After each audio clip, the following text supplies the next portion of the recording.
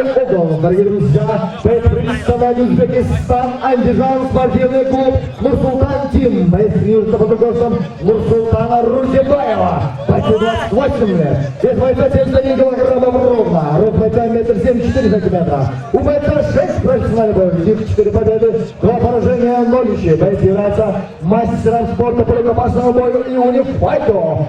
Встречайте бойца из Узбекистана. Вот он, Джамахир Амурзага!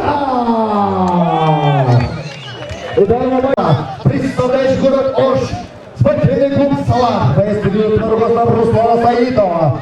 Бойцу 26 лет, вес бойца 71 килограммов ровно. Рост бойца 1,75 сантиметров. У бойца 15 профессиональных боевых, 8 побед, 7 поражений и 0 ничьих. Боец является мастером спорта по ММА. Встречайте бойца по прозвищу Волкодав Рустамбек Нурджанов.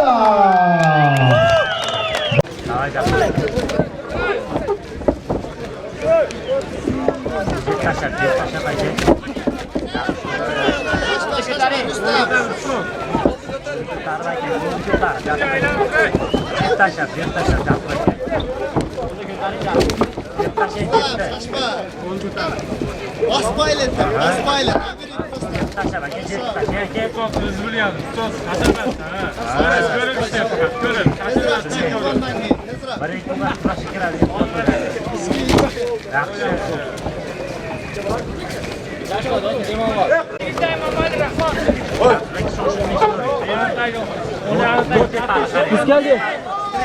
Mikrofon ben de değerden tutasın.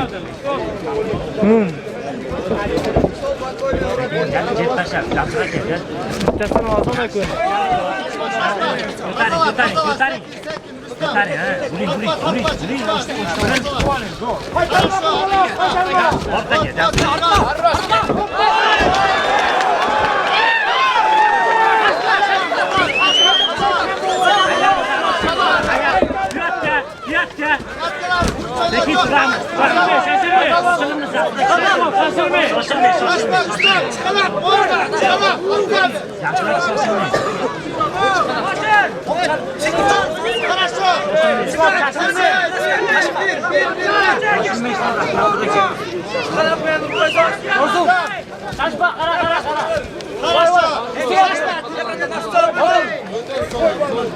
Колено можно, Рустам!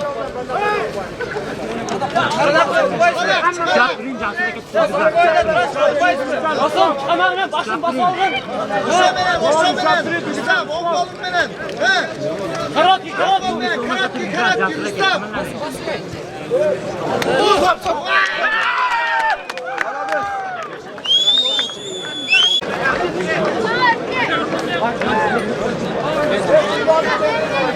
Pastor korsatlar.